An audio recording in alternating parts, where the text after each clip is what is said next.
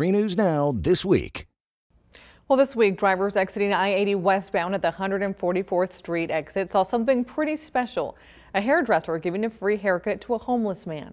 Now, for about a week and a half, Misty Munns passed by a man named Mike, who reminded her of family she's lost in the past decade, her father and her brother.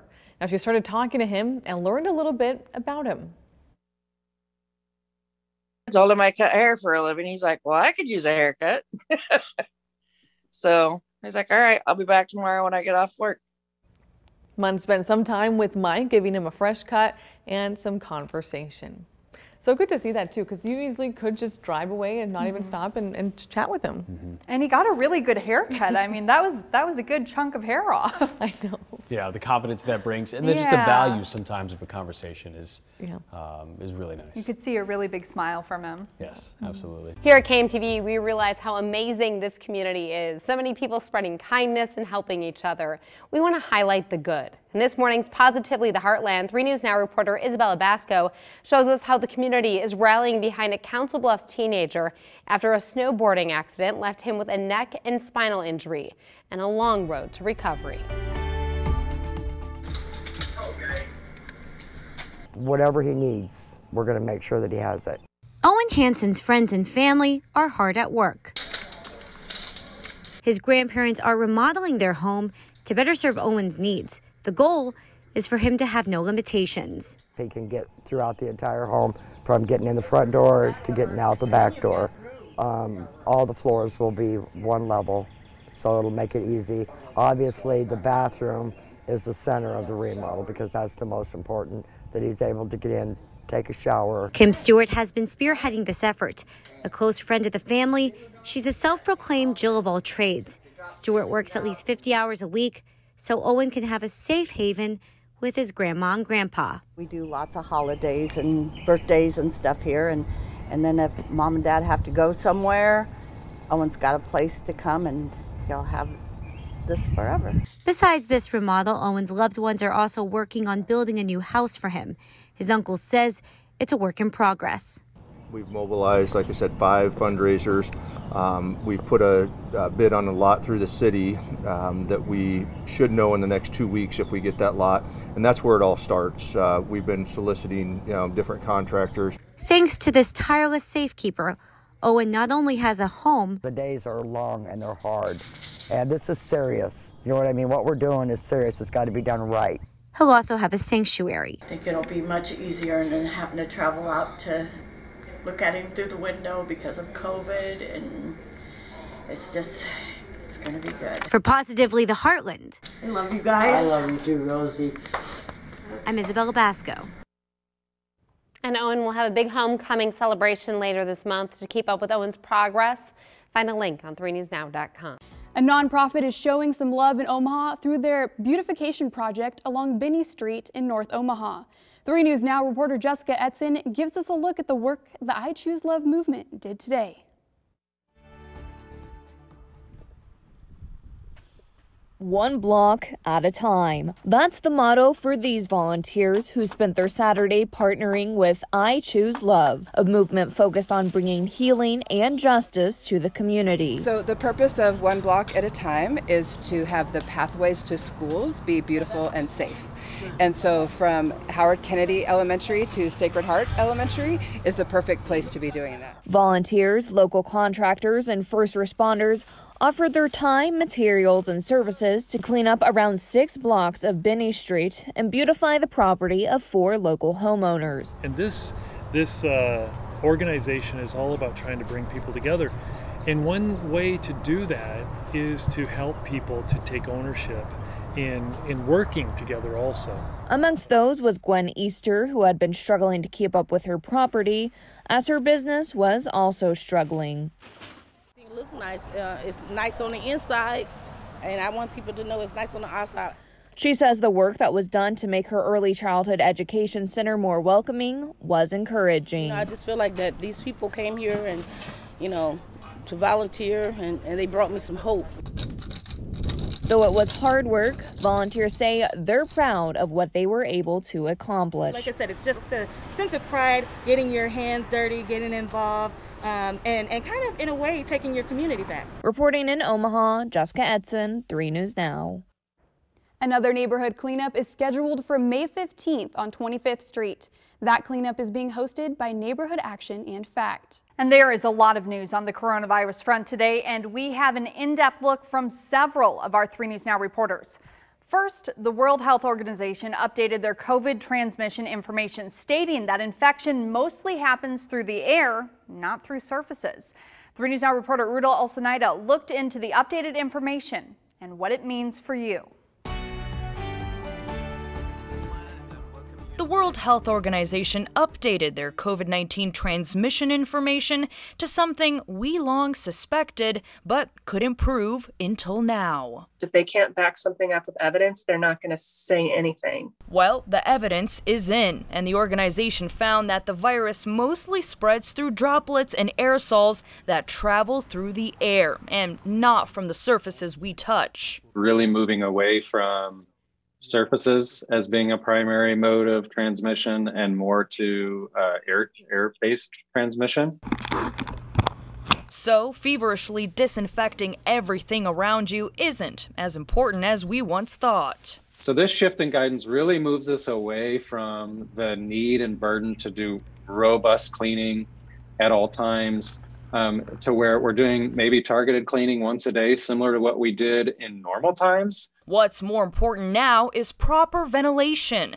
The WHO found that airborne transmission mostly takes place in close proximity of 1 meter or almost 3.5 feet. But longer range transmission is possible and in fact likely in poorly ventilated or crowded places. Proper ventilation means filtering out any potential virus so it doesn't build up. Cracking a window and introducing fresh air also helps. So if you can also move a group meeting or a group of people that are gathering outdoors, the risk that's associated with that group of people being together outdoors is a fraction of what it would be indoors. It's something local planning and design company RDG has noticed when designing workspaces for the clients they work with. Outside workspaces and advanced filtration systems are increasing in popularity. The first question clients are asking us is, are we up to code in terms of the number of air changes per hour? You know, how much fresh air are we breathing? Now businesses have a little more clarity as to how prevent spread in the workplace as new, updated information from the WHO, the CDC, and other organizations continues coming in. Reporting in Omaha, Rudolph Olsenaida, 3 News Now. And as Rita mentioned, good ventilation and social distancing helps with the spread of COVID-19, and proper masking also makes a difference because it helps stop the virus from getting in the air in the first place. Dr. Lowe with UNMC also says most Nebraska schools have already adopted many of these practices and advanced filtration systems. He says this puts schools ahead in terms of minimizing spread indoors. Well, it can be life-altering, choosing to start your family, then struggling to get pregnant. One Omaha woman has lived that experience. This year, she became a mom 3 times over. It's also Dad's first year as head baseball coach at Westside. In this morning's Positively the Heartland, ahead of Mother's Day, we'd like to introduce you to the Seals family, their struggles, hope, and joy. Positioned along the third base line, Westside High School baseball coach Otis Seals calls the shots. Tag. Yeah, let's do it. Off the field, they're in charge, his cheering squad. We need to take that stroller in and out of everywhere. Stevie, Sutton, and Otis, 2 girls and a boy, plus mom. Molly Seals also works for Westside as a kindergarten teacher. On chilly nights, she uses the high school to watch her husband's team. Can it be you in 16 years? And she's not alone. Sometimes you have to ask for help, which I've never been good at. I'm still not good at, but it's necessary. Relying on others and always thinking ahead.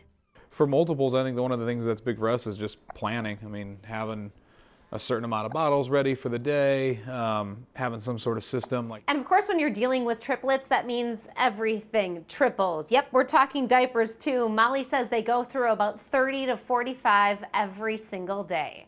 And so they always ask, like, you know, are you prepared for multiples? Are you okay with that?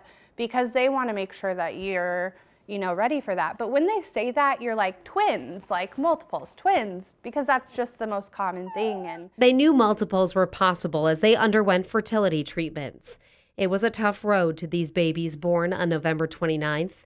In their years of trying to get pregnant, they suffered a pregnancy loss. You know, not knowing that and just not knowing truly, you know, what the future held. Like, it was just, there was no light at the end of the tunnel.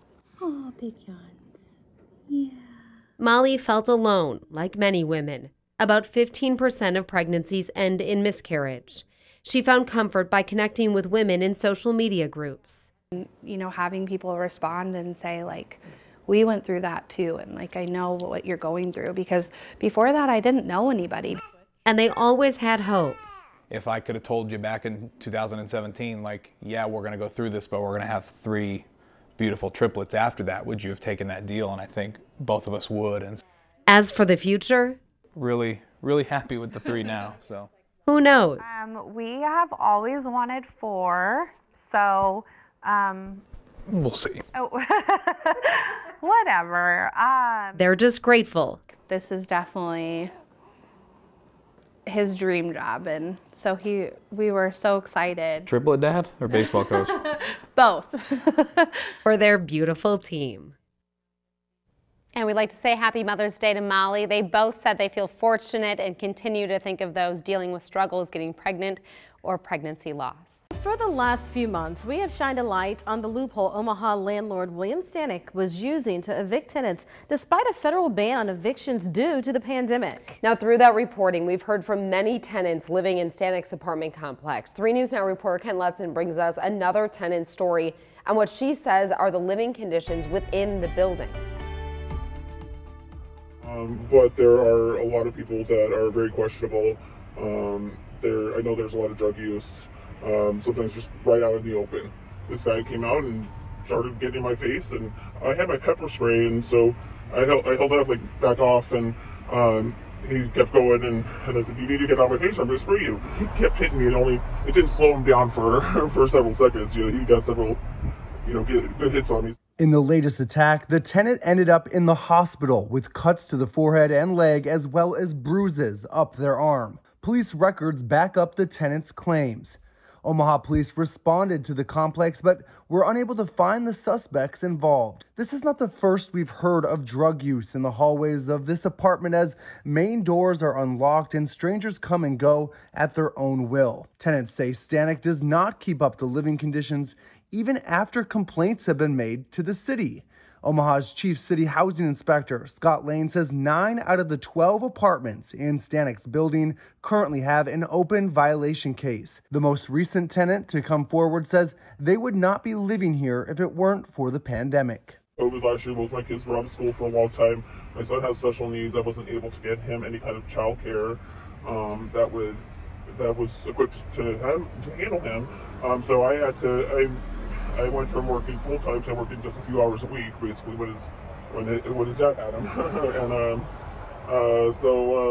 And my financial situation took a huge nosedive last year. The tenant continued to describe the living conditions, adding at one point the toilet did not work and they had to use a bucket. They say mice are everywhere in the building, something we've heard from other tenants we've interviewed as well. Ken Lutzen reporting. We reached out to Stanek for an interview and we have not heard back. Here at KMTV, we realize how amazing this community is. So many people spreading kindness and helping each other.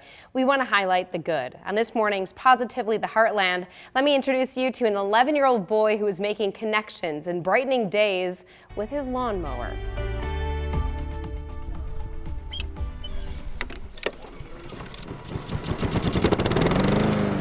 Atticus Hookstein says he would typically be playing video games. Some people don't have lawnmowers, so they can't mow their lawn, and it's also pretty expensive to get somebody to mow your lawn. But on this night, he's mowing for free. I feel usually happy when I'm done doing it because I helped them out. Atticus is one of about 1,600 kids across the country taking part in the 50-yard challenge, put on by Raising Men Lawn Care Service. They've added Raising Women, too. They mow for the elderly, those with disabilities, veterans, and single parents like Amanda Schumann. Being able to spend more time with my children, just doing everyday to-day tasks, not having to worry about mowing the lawn even one time is very beneficial. Rodney Smith Jr. is behind the nonprofit. We first met the man from Huntsville, Alabama years ago when he visited Omaha. He's now on his 10th tour, mowing 50 lawns in 50 states, charging nothing. It all started one day when I was leaving school in 2015, when I came across an elderly man outside mowing his lawn. It looked like he was struggling, so I pulled over and helped him out. And he hasn't stopped helping those who could use a little extra support. Many are on a fixed income. The kids taking on his challenge also benefit. And the meeting people they probably normally wouldn't have met if it wasn't for the organization. And we're also finding that kids are bonding with the people that they're meeting. They really building these strong relationships. And this program has incentives. Right now he has a white t-shirt, but for every 10 lawns he mows, he'll get a new colored shirt. Once a kid reaches 50 lawns, I bring them a brand new lawnmower, weed eater, and blower. That's right. When Atticus hits 50 lawns, Rodney will come to Omaha and deliver those earned gifts. I think it's fantastic. It allows these young men to learn to get back to the community. It teaches them responsibility. Charging nothing, gaining so much. And it's amazing, when cultivated correctly, how fast. One of my friends, I told him that I was doing this thing, and he said, hey, do you know how I could sign up to do it? The good in this world grows. Rodney says many of the kids who have completed the challenge keep mowing for free or even have started their own mowing business, which he loves to see. If you'd like to learn more about the organization or support it, we have links with this story on 3newsnow.com. Dr. Uro with the Center for Nutrition said food insecurities has tripled over the past year, and for many people, buying fresh fruits and vegetables is out of their budget. 3 News Now reporter Ariana Martinez explains how SNAP recipients and those on food stamps will now have more money to buy fresh produce. Is that Nebraska, for the first time ever, has a USDA grant to run the Double Up Food Bucks program here in Nebraska. So that is new, and that allows us to really grow and scale the program. Double Up Food Bucks has been available to recipients for a few years. It takes their $20 allotment and turns it into $40 to spend on fresh fruits and vegetables at farmers markets or community stores. And that money just goes into the pockets of our local farmers and ranchers and growers, and into also, the program does happen to also be in local and independently owned grocery stores. So really investing in the local community business and economic development. With the grant money from the USDA, Nebraska SNAP and food stamp recipients have a total of $1 million to use until August 2023. They have bipartisan support because they also are a win for the local economy. So you're infusing dollars into the local economy for farmers and stores, and then for the SNAP participant or the low-income participant to be able to get more fruits and vegetables. So again, it's really a win across the board. Right now, there are only 8 sites for recipients to shop at in Lincoln and Omaha. But with more grant money available, organizers are hoping to find more partners throughout the state. If there is an independent grocery store or a farmer's market or even a CSA program that is interested in partnering with Nebraska Extension and the Nebraska Community Foundation, we are always looking for new partners. We have this grant and we've got a lot of money to spend on incentives. Ariana Martinez, 3 News Now. Good evening. Thanks for joining us. We're following a big story tonight that has a lot of people talking. 3 News Now reporter John Kipper has been looking into these campaign ads that are on your screen right now.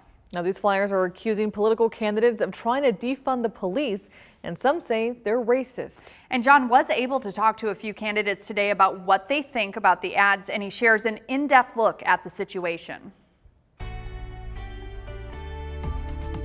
Voters in Midtown District 3 may have seen this campaign ad in the mail. The ad comes from the Omaha Police Officers Association, and it says, "In progressive candidate Cammie Watkins, Omaha, no one is safe," and that a vote for her would jeopardize Omaha's future. The ads have enraged activists and politicians in Omaha, including Terrell McKinney, who was among several people that called the Omaha Police Union racist on Twitter last night. He called the mailers fear-mongering propaganda. Anybody that speaks up and tries to hold police accountable, the Police Officers Association is going to try to do anything to make that individual look better. Wasn't surprising. Head of the police union, Tony Connor, responded to McKinney on Twitter and defended the mailer, saying, "What's racist about the mailer? That's her position, and we are simply highlighting it." But the candidate who the union is supporting in the District 3 race, Danny Begley, says he's run a positive campaign. And while we did not commission the piece nor sign off on it, I realize it was done in support of me, and I cannot condone the negative attacks. The past 24 hours have further highlighted that we have work to do in order to repair and restore the relationship between police and the community. Watkins declined to be interviewed, but called it dirty politics, which is the antithesis of the campaign I'm running. It's not the only race where we've seen the ads. This ad was sent out to the voters in the Millard area from Republican candidate Don Rowe, targeting his Democratic opponent, Patrick Leahy. This one got sent out to voters in Northwest Omaha by the state GOP, saying Cohen supporters want to defund the police. In response, Cohen says it's a lie meant to distract voters from her opponent Amy Melton's poor record, and that she would like to see more accountability, transparency, and mental health services, and that I do not support cutting the police budget to achieve these goals. Doing so would likely result in cuts to important officer training.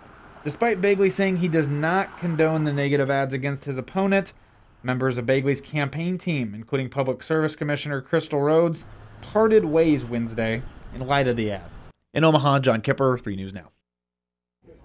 And John Kipper joins us now from the 3 News Now newsroom, and he's covered politics in Omaha for a while. And John, we want to know what you think. So do you think these attack ads you've seen over the last few elections work?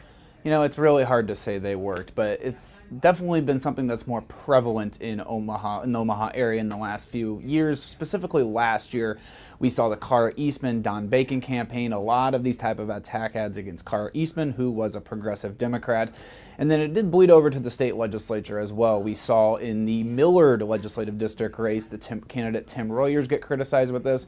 But probably the most notable one was the Bellevue race, where State Senator Carol Blood, a moderate Democrat, was attacked with her face next to a fiery dumpster. The ironic thing about that one was that she was actually endorsed by the local police union, but this is something that we have definitely seen since last year's protest movement. That's really when it started. Yeah, and John, you've talked to these candidates, and some of them have gotten flyers like this in the mail. In your conversations with them, what have you heard from them about defunding the police? What's their stance? Well, again, looking at some of the state senators, you know, Megan Hunt, who was in that story, has said that she wants to defund the police, but I've talked to every candidate running for city council. Not one person has said this. In fact, that many Democratic candidates say we need to add more funding so officers can get help with more training. Now, Cami Watkins, I will say, is probably the most pro-reform candidate out of all 14 candidates running. She says that she wants to try to prevent crime before it happens, and that we have to reevaluate the entire budget, including the police budget. So she kind of goes there, but I will say she has not said, at least anything that I have seen, that she fully wants to defund the police. All right, thank you, John. We appreciate your insight. Now, we have a 3 News Now poll going on right now. We want to know what you think. We're asking, do you think political attack ads work? So here's how the poll works. You just grab your phone, scan the QR code at the bottom of the screen, and answer yes or no. We'll share the results of the poll at the end of the newscast. You can only vote once, so scan that QR code or go to 3newsnow.com/vote now. And you can find more on this story and see the attack ads for yourself on our website, 3newsnow.com. The Douglas County Sheriff's Office recently promoted one of its captains to become its first Black Chief Deputy.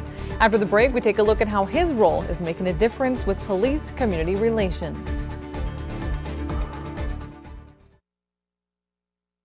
Here at KMTV, we are working towards social justice and equality. We're bringing you stories about people and projects aimed at showing you how Omaha is moving forward. Now, I sat down with Douglas County Sheriff's Office Chief Deputy Wayne Hudson on how his promotion is making a difference with police community relations.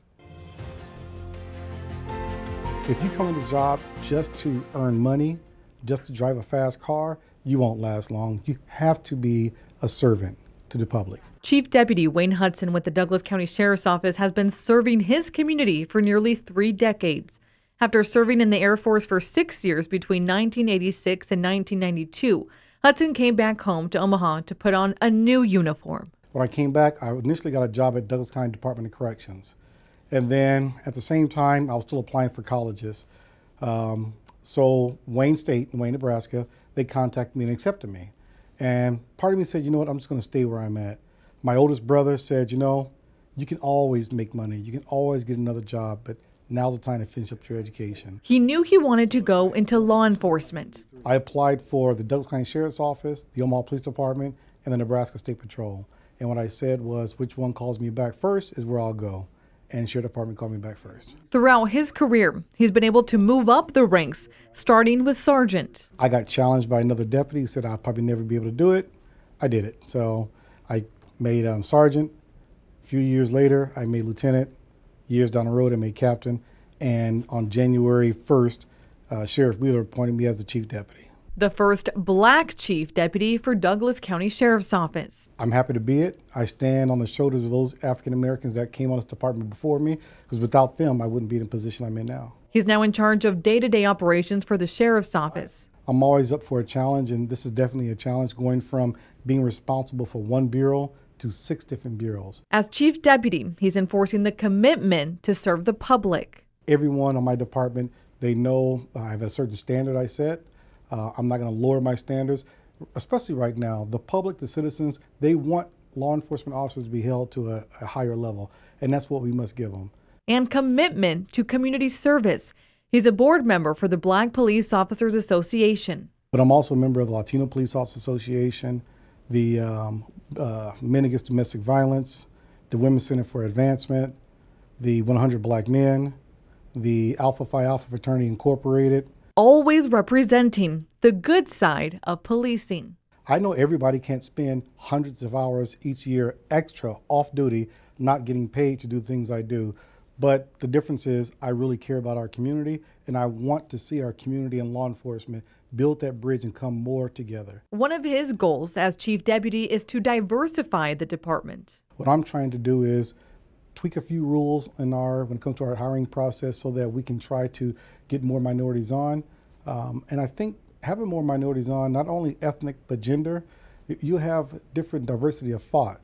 So that can only make us a better agency. He hopes to do that by being a bridge builder. I'm hoping that the young kids will see me, and as the 100 Black Men model says, what they'll see is what they'll be. I'm hoping they will look at a path to law enforcement. But if anything, if they don't look at being a law enforcement officer, hopefully they'll look at me as not as the enemy, not as someone who wants to oppress them or put them down.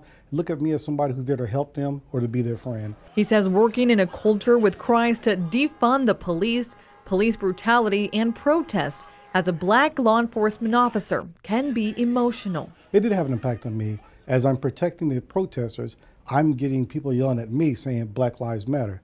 Well, obvious, I understand that. I'm an African American male. I'm here protecting your right to yell at me. He knows his position is important and people are taking notice. So while in and out of uniform, he hopes to change people's perceptions. And I want the public to see that before I put this uniform on, my name is Wayne Hudson. But even after I put it on, my name is still Wayne Hudson. I'm the same person. So don't go against me just because I have this uniform on. Talk to me. Let's sit down, let's have a conversation, and let's humanize each other. It's hard to really hate each other when you're sitting across the table from someone. Chief Deputy Hudson says his office will soon be putting out a community survey to get more direct feedback from residents on how they believe the department is doing and improve if needed. Now, for more stories on how Omaha is moving forward, visit our website 3newsnow.com and click on the Moving Forward tab. First, after a very out-of-the-ordinary 2020, the city of Omaha will be looking a little closer to normal come this summer. 3 News Now reporter Jessica Etzen tells us all about the big changes. Well, we've all gotten used to seeing these around town, but starting on May 25th, you're going to start seeing them less and less.